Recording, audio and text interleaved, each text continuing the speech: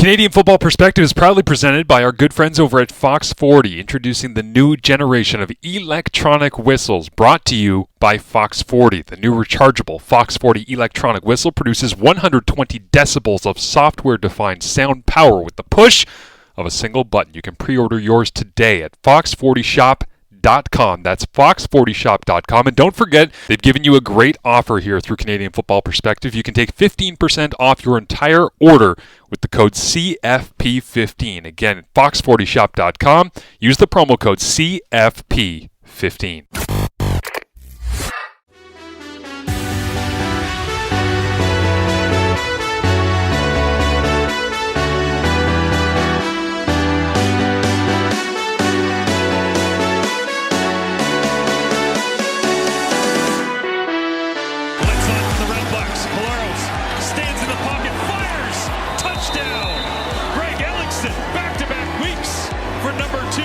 Zone.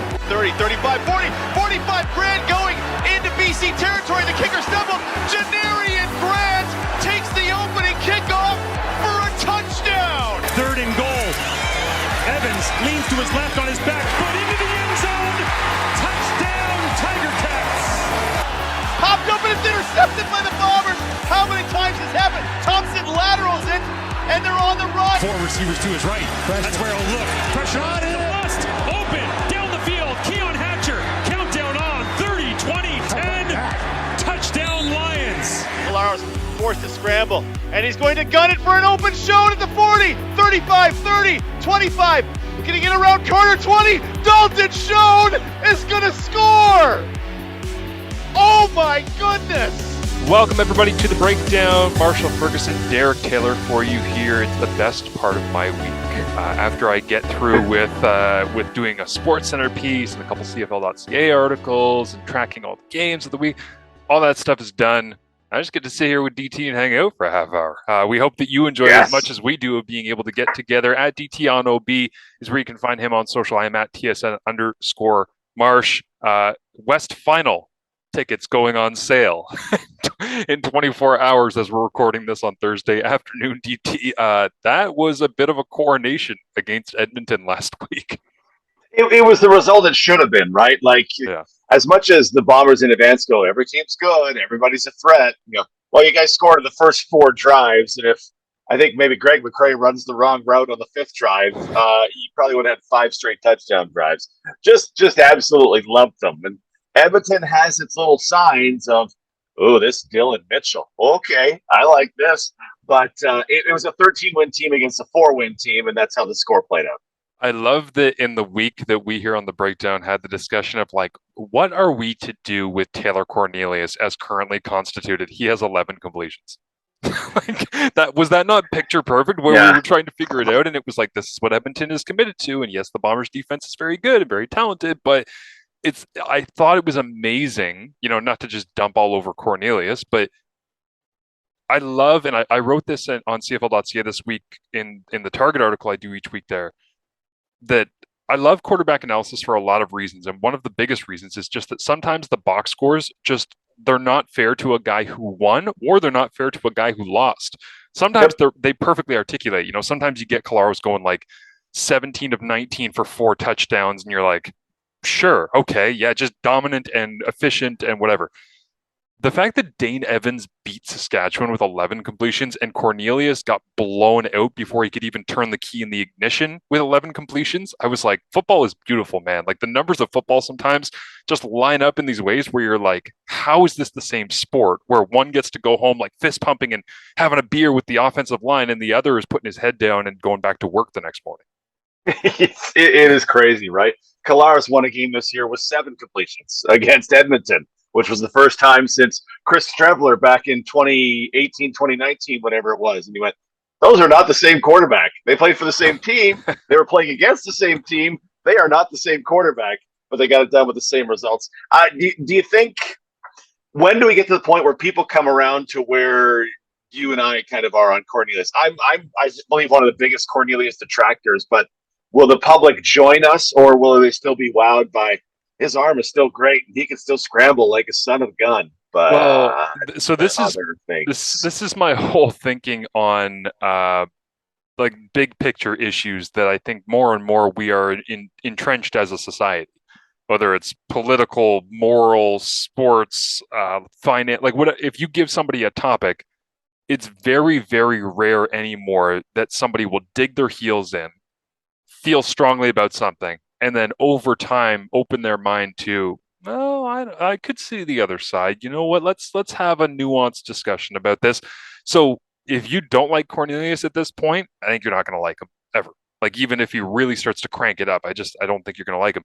If if you liked him at the beginning, I think you're going to defend him no matter what, because that's the way that a lot of people seem to be operating around him, is that they've just decided very quickly on what he is. And I don't think that there's a whole lot of room for, well, I'm willing to hear the other side on this discussion. So that's concerning to me. And Mhm. that's also a little bit concerning to me because that might have been what happened at Edmonton's front office.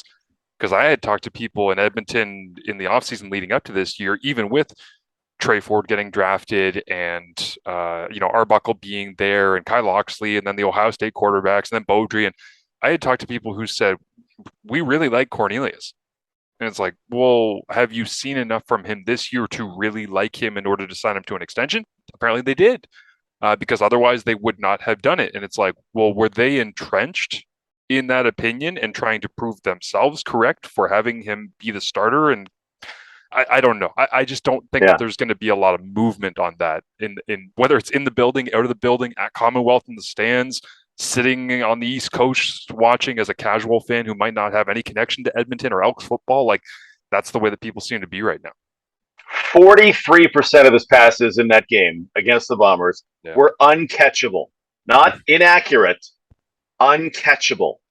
Not catchable. He wasn't under pressure an overwhelming amount. It was like 37%, which is high, granted, but it's not super overwhelming.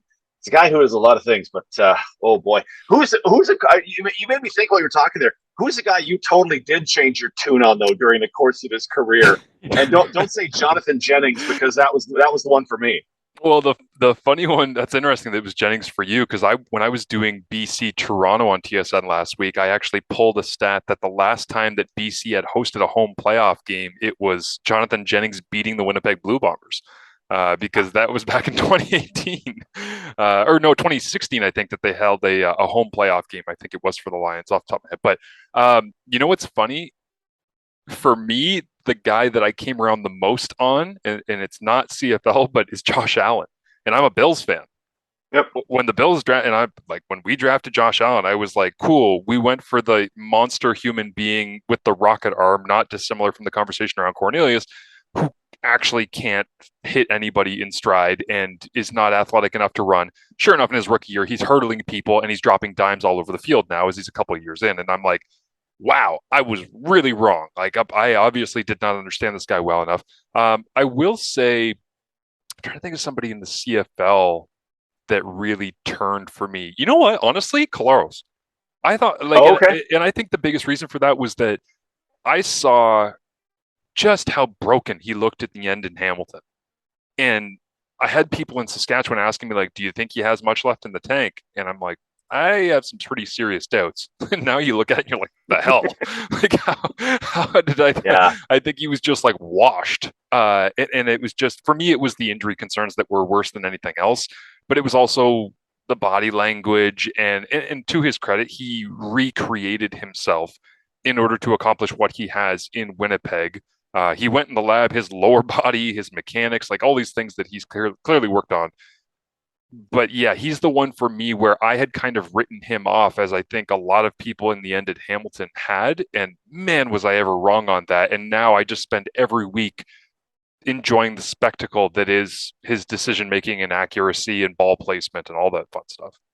Yeah, I don't know why, but he's a guy I never kind of gave up on, and maybe it's because in the first year I charted CFL was 2015, and of course he was a miracle worker Yes. that year. And I thought I identified what the problems were in Hamilton and then Saskatchewan. Well, Chris Jones doesn't care about the offense, so when he went to Winnipeg, I was in Regina on the radio going, I know they're a couple games back, but I'm officially terrified of the Winnipeg Blue Bombers now, and it worked out that way. I remember picking Jonathan Jennings to be the MOP of the league and throw for over 5,000 yards in, I guess it was 2016. I was big. I held on for a long, long time on James Franklin. Yep. And it just after, because he did such a great job in those fill-in stints in Edmonton, right? Everything was fantastic, but it just, he got to Toronto, I think, with a coach that didn't really want him. And I remember asking him, and he said, "Yeah, I don't think Mark Trestman really wanted me."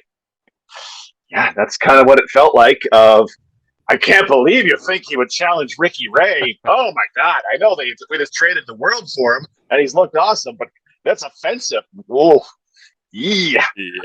Yeah. It's. I would love to see. I would love to see Taylor Cornelius, Josh Allen revival, right? But Allen is such a unique character in football. You were grossly inaccurate and turnover prone and sort of awful for 2 years, and then in that third year, he was still a little loose with the football, but the accuracy just became on point, and he still had those laser rocket throws, and he could still run dudes over. I don't know of a pivot like that in the NFL in all of football, period. So I hope nobody in the offseason goes, we're hoping for a Josh Allen type revival from Taylor Cornelius, because that does not happen. Yeah, and the reason that I want to frame this correctly is like the reason that it's so unlikely for Cornelius, as you say, is because that's not normal. And I remember hearing Mike Leach, which as much as he's a total quack, he's also entertaining and he knows quarterback play. I remember hearing Mike Leach being asked, and this is classic Mike Leach, I think it was at like a high school field. Like he was like scouting some kid and some local reporter threw a mic in his face and was like, "What is your opinion on accuracy?" And this quote stuck with me forever. He said, "Well, typical Mike Leach tone. I mean, it's, everybody thinks they're smarter than the next one. So the college coach sees the inaccurate kid in high school and he thinks, well, I can fix him. And so he takes him on and then he can't fix him because he can't be more accurate because the quarterback's just inaccurate and his mechanics are bad and they're ingrained by the time you get to college. And then he's inaccurate in college. And then the pros look at him and they say, well, I can fix him. And so they draft him high and they think that they can fix him." And he basically just said, it's the ego of the coaching profession that causes people to believe, well, he can be fixed. He just doesn't have the right people. And so in Buffalo, it's very obvious that Josh Allen had the right people, like working around him to try and refine and fix. And in the off seasons, he was training with the right people and he had the right mentality. Does Taylor Cornelius have the right people around him? Does he have the right mentality in the off season? These are things I don't have the answer to. But if there's any chance that he's going to improve on that stuff, that's going to have to be what it is, because that's how you fix it. And that's why it's so unlikely. Yeah. I just wanted to pull up depth adjusted accuracy ratings this season. Oddly enough, Matthew Schultz, number 1 overall. I don't know how that's happening, but Matthew Schultz, number 1 overall. Let me just say, I love when that happens to guys like you and I in the CFL, where we try to be right as much as possible because we want to be able to give people like data proven answers. And I love sometimes when stats just go, "Shut up, idiot." And and we're both sitting there being like, "Well, you know what? Okay. All right. That's what it says." Yeah. But tell me, and folks listening, tell me if this sounds right. The top quarterbacks in depth adjusted accuracy. So adjusting for the depth and width of each pass. Nathan Rourke, number 1, with a bullet. Nick Arbuckle, Jake Mayer, Zach Collaros. Arbuckle's high. Arbuckle's very high. Interesting. Yeah, because he struggled in Edmonton, and it started slow. But I will say I was putting together my game chart for Montreal at Ottawa on Friday Night Football. And, man, I want to talk about Ottawa here for a second. We'll transition to Ottawa and talk about Bob Dice and all the rest, because when I'm putting this together, I understand. I've been there for so many Redblacks games this year, and I've seen the frustration in the stands and the booing and I can't believe we're playing Caleb Evans this long, put in Arbuckle. Oh, God, we don't like Arbuckle either. But this offense specifically, this is such an interesting group of, these are standard statistics that the CFL sends out. You can find these anywhere. But they're 8th in the league in points for, 20.5 points per game. They are 3rd best despite being 8th in the league in scoring. They are 3rd best in second down conversion percentage. That usually is pretty telling of a team that stays on the field and scores points. Their net offense is 4th in the CFL. So they're not basement. They're not moving the ball. They're staying on the field and they're moving the football as the 4th best. They're number 1 in the CFL in plays from scrimmage on the year at 58 plays per game offensively. Again, a lot of that might be garbage time late in the game. Other teams are running, kicking the ball back to them. They're throwing the ball a million times. Sure, there's all things that factor into this. 2-and-outs, pretty bad. They're 7th. They have 76 of them. So now you've got a conundrum where it's like, well, our second down percentage is good, but we're also one of the 3 worst teams in the CFL at going 2-and-out. So it's kind of like one or the other. It doesn't seem like they're in a real like consistent place overall. Time of possession, they're 4th in the CFL. So again, you go to like, well, they're staying on the field, except for when they're not, which when they're not and they're going 2-and-out, it's coming in bunches. Mm-hmm. It's like I'm trying to figure out what's going on with them. Average rush, they're last in the CFL, 4.4 yards. Passing touchdowns, they have 8 on the entire season. I think Nick Dembski has 8 in the last month. Like the Redblacks have that for the entire year. I don't think the Redblacks have had a passing touchdown at home in like 2 months, like since August something. Oh man. Right. So anyways, as I'm putting this together and I see Bob Dice get that victory on the road, and I talked to Darvin Adams yesterday about what it would mean to get a victory at home here down the stretch against either Hamilton or Montreal in their 2 last home games so they can go into 2023 without having that hanging over their head. There are elements in the big picture of the Ottawa offense that say like, hey, we stay on the field. Hey, time possession's not bad. Hey, net offense, we were up there at the early part of the year. We were moving the rock. We just didn't finish in the score zone. And then there's other parts where it's like, oh no, a bunch of turnovers and last in passing touchdowns and can't score when we get inside the 30. And it's like, they're not your typical clear-cut last place team where you're like, they're trash in every statistical category. There are arguing points for why Ottawa has had a productive year, which I think is why Ottawa fans keep coming back, because they're kind of sitting on the fence where they're like, we can't tell if we actually suck or if we're close to actually figuring something out here. And Arbuckle has obviously played into that in a large way as well. Yeah, as you say that, I wonder if they run the ball too much. And this is just for this year. I look at do you get from first down? Do you get second and short, or do you get another first down on first down? Right, so second and short plus. Right. 50% of the time when they throw the ball, they get the second and short plus. That's behind only BC. Like they're incredible throwing the ball on first down. When they run the ball, they are absolutely the worst at getting to second and short plus. And yet they are the third most early down runs in the Canadian Football League. I was going to say, do you have like where they stack up in terms of first down run percentage? Like how often they're calling runs on first down in front of you there? Because the reason I ask that is whether it's run or pass, their average gain on first down is 6.3 yards, and that's 7th in the Canadian Football League. So super heavy to their pass, right? So early down run rate, so first to third quarter, but eliminating that 3-minute warning in the second quarter, they run 44% of the time on first down, which is third highest in the Canadian Football League, behind only Calgary and Winnipeg. Right, so, and they're not running the ball with the efficiency or the success of Calgary or Winnipeg. So to your point, run heavy on first down, not picking up much, putting yourself in second and long, and then having to dig yourself out of it, which again, this is the conundrum I'm talking about. They put themselves in second and long, and they either go 2-and-out, or they're the third best team in the CFL at converting on second down. Yeah. It's like, how are those the same team? Yeah. It's teams get caught at teams and OCs. I really honestly believe I just get caught in we need to establish the run as if that's a thing. And we don't have all the time to go into it, but it was the Greg Olson crew on the Sunday game, afternoon game. I forget which game they were calling, but they're like, this is where the run game matters, sealing the game away. It was 9 minutes left and the team's just pounding the football, and you go, yeah, that's it. Teams. I'm trying to think of a game where a team established the run this past week and it worked. No, the Bombers use it to clean the clock, right? We're going to run the timeout. Hamilton 3 weeks ago used West Hills in the run game really well to do that 9-minute drive that sunk the Bombers. And you go, yeah, that's where the run game is a thing. It's not early it's not early downs, early part of the game. It's you're leading. Let's use up all the clock on this one, but because throwing, I mean, BC, Ottawa, Winnipeg. I can't believe those are the 3 best passing teams on first down. I can't believe Ottawa is there, and yet they're still 4 wins with this much chance of making the playoffs, right? Oh man. If it were early-ish in the season, like maybe, week 8, 9, 10, somewhere in there, there were a lot of stats that I was looking at that were saying, the Ottawa offense is, one of the most explosive. Like I think right now in terms of 30 plus yard pass completions, they have 25 on the year. That's second in the CFL. And I was like, if that were early in the year, I would say, well, that's skewed by Masoli because Masoli was hitting big plays and then they weren't finishing. Yeah. It's been a long time since Jeremiah Masoli's been out.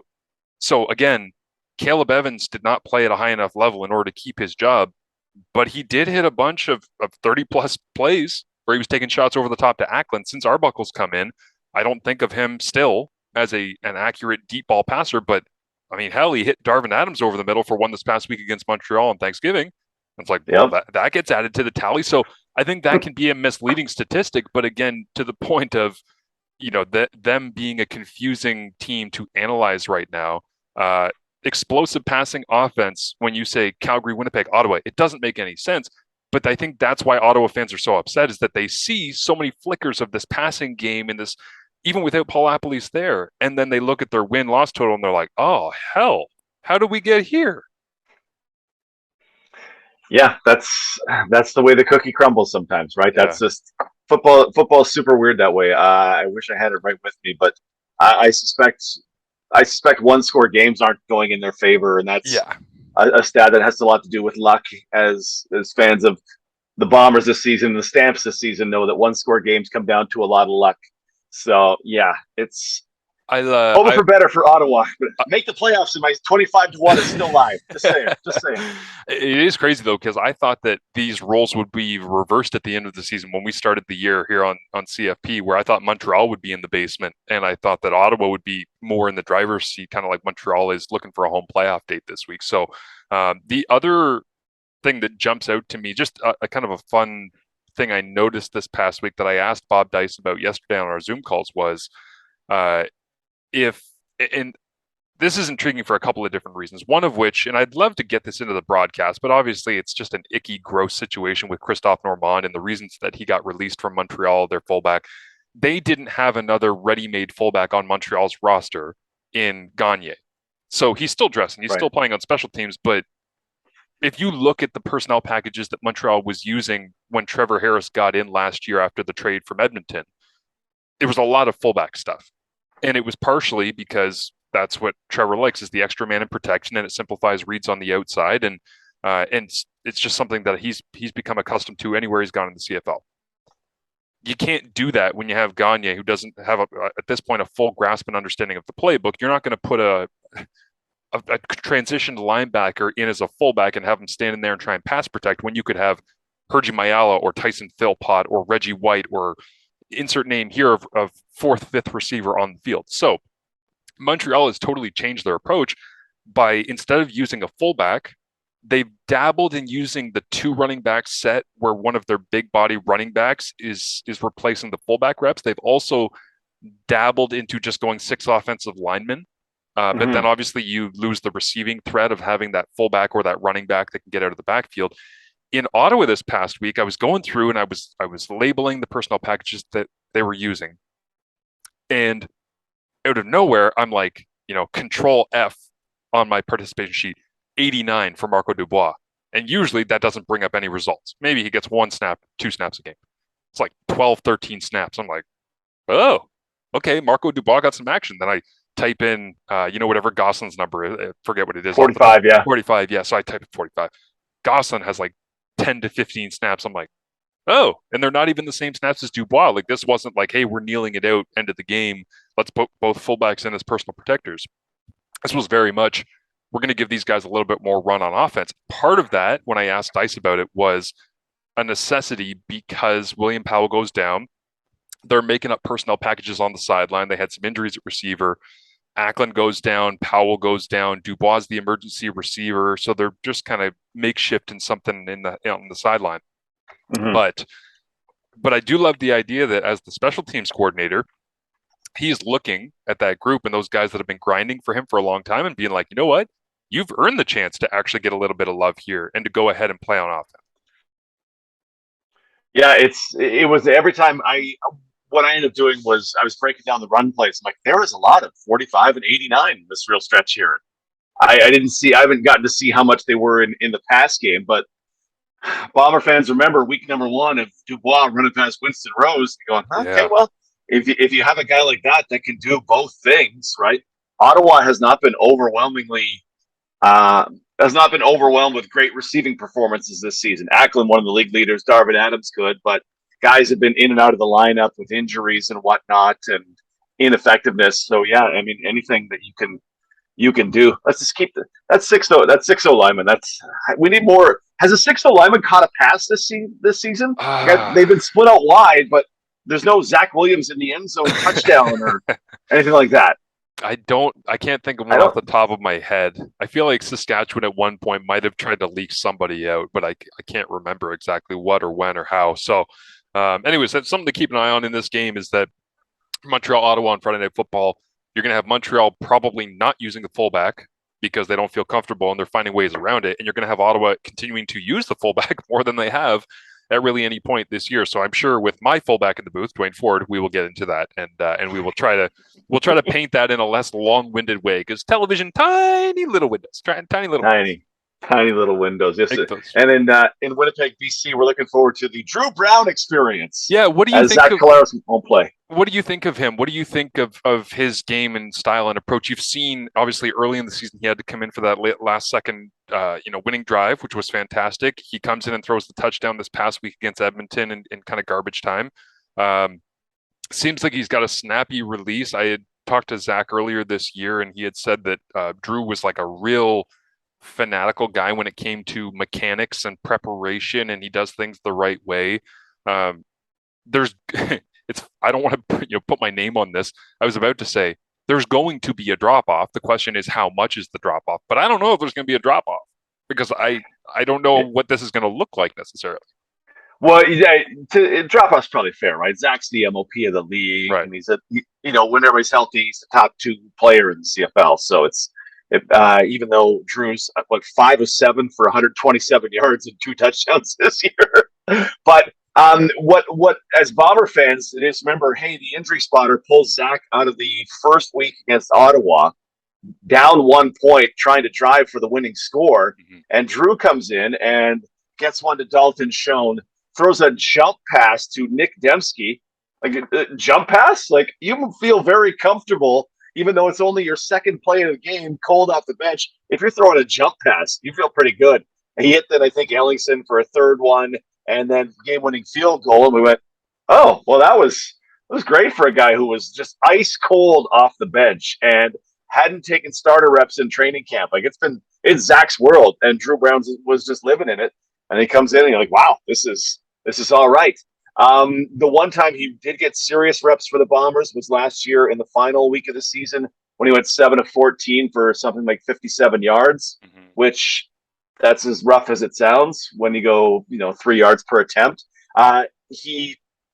Coach O'Shea will say he's come a long way since then, and we see it every day in practice. We'll know because Winnipeg, if it's no Zach, it may not be either of the tackles either. Hardrick did a groin, and Stanley Bryant's been dealing with an ankle. Right. There's some more changes. It looks like he'll get all the receivers in the trip to BC, but BC's got something to play for, and they're going to come at you full bore, whether you have your tier 1 personnel or not. So it'll be a real nice test for Drew Brown, but he was pretty unflappable in the minimal time we've seen him thus far, which is really encouraging.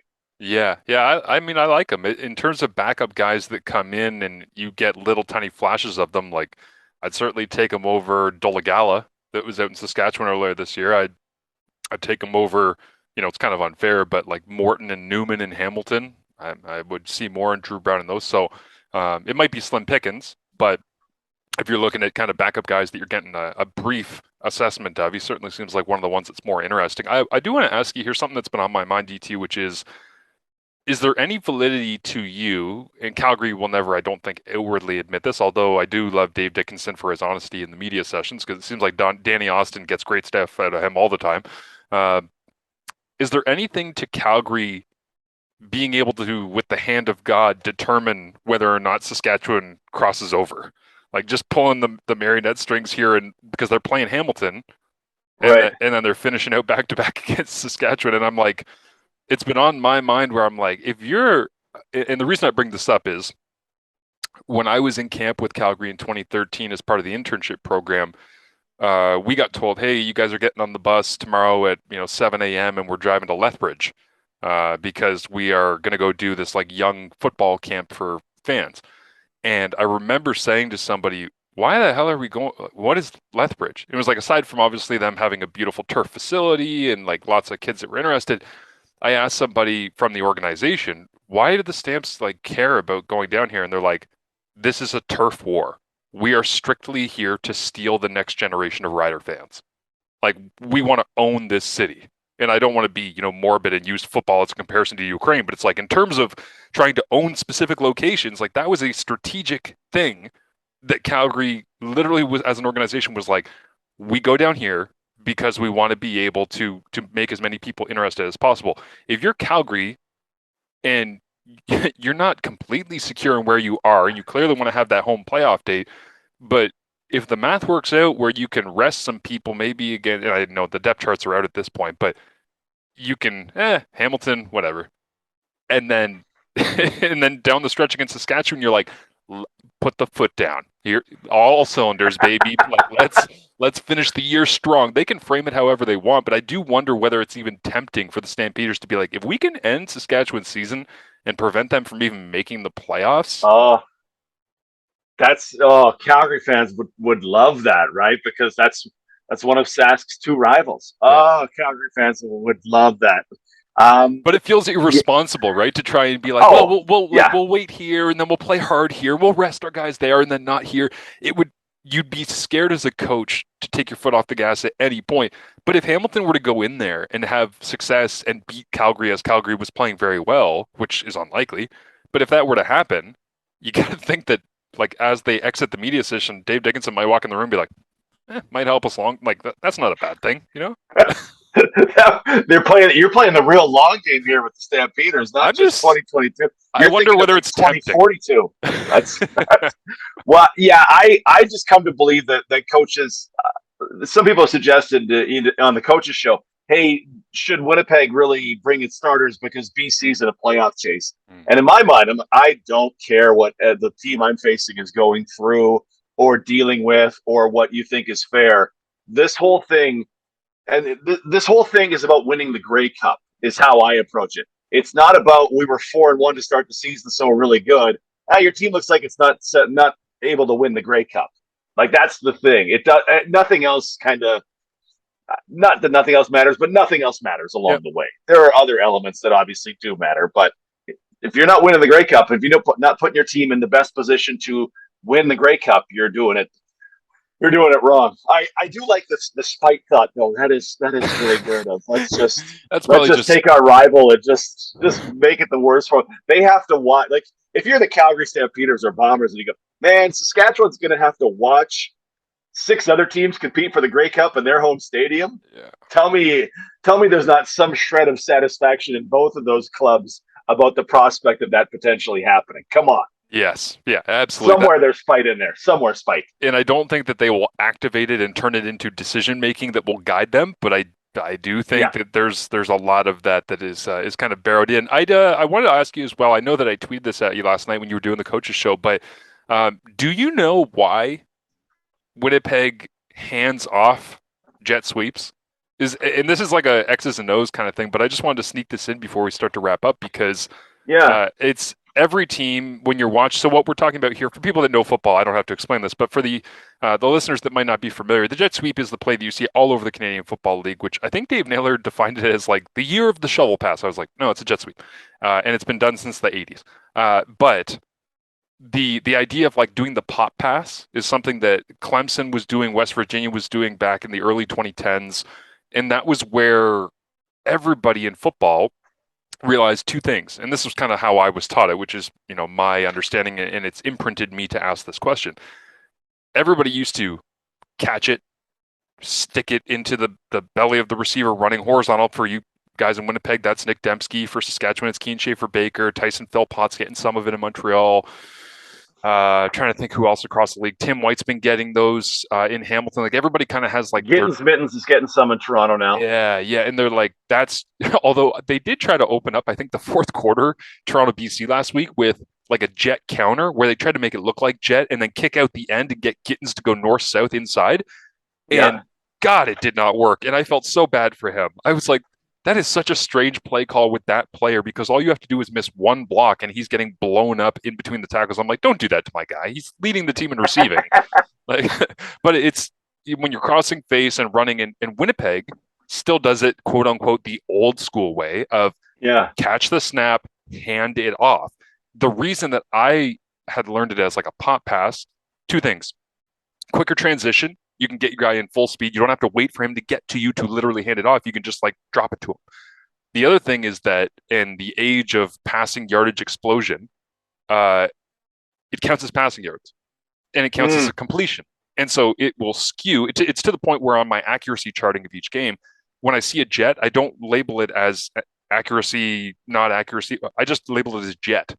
So I'm like, this doesn't mean a thing. Like he's dropping it off to a guy from a foot away. That's not accurate or inaccurate. That's just he's giving it to him. But Winnipeg is the only team in the CFL that I see that consistently hands that thing off. And because I understand a little bit about the culture there for the Bombers, I wonder whether or not it's just pride in the running game statistics and the fact that Collaros is so selfless, or if it's a preference that they just X's and O's, they prefer it. Yeah. The other part is, and why I think it should always be a pop pass, is if the guy drops it, it's incomplete and not a fumble. Yes. Right? That's to me the biggest part, and I don't know why. I was just going through it. They've got 35 slot back runs, and they've got 8 pop passes, and they're not always the jet sweep one. They would do the thing where they do like the roll to the field and then drop it underneath. Yeah. Yeah, and it's essentially it's like an inside zone run for Dembski, but it's with a little shovel, right? So I just call it a pop. So yeah, they are way more in the handoff as opposed to the pop. Yeah, I would be curious if you can dig that up and maybe we can bring that back for people here on the breakdown next week to find out why they attack it that way. And also, I'll say this, that play that we're talking about where quarterback takes the snap, left hash, rolls to the right-hand side, and then flips it underneath. Winnipeg does a great job of doing that with the fake inside and then running the comeback and the corner route over the top typically. But Will Arndt, in his first game to bring this full circle, as a play caller for the Ottawa Redblacks, calling what was primarily ex-Winnipeg stuff with Paul Appleby's system in place in Ottawa. He ran that play, and it went terribly. But I thought this was interesting because this was kind of like the young guy getting his first chance as a play caller. And, when the parents aren't around, the kids will play around with whatever the system is. So Lapo's gone. They've given Arndt the play calling responsibilities. He ran that fake little pitch inside as the quarterback is rolling to the right-hand side. There's routes on the front side, and then Arndt was like, let's do a throwback screen. And he turned and threw it backwards to the guy that he had faked a little inside handoff to. And I was like, oh, that's a variation of that I don't know if I had seen from Lapo in Winnipeg or Lapo in Ottawa. I'm like, I think that was Arndt trying to add his own little imagination to a core play that they have in that system. It went terribly. But I just looked at it and I thought like, at least he was trying. He was doing something different, right? Yeah, give it a shot. It's your world now, man. You get a chance to show you may deserve a job for whoever the next head coach is. Maybe Bob Dice wants to keep you around if he takes the head job. It was super fun talking to him yesterday. I'll just say that. Good dude. Yeah, it was super. And when I was prepping again for the game, 3-0 against the Montreal Alouettes in his head coaching tenures in the times they Bob Dice, are you serious? As a head coach, is undefeated against the Montreal Alouettes, who they play on Friday Night Football. So he can finish the year with not only breaking Ottawa's home losing streak, he can maintain his undefeated streak as a head coach against the Montreal Alouettes. That's awesome.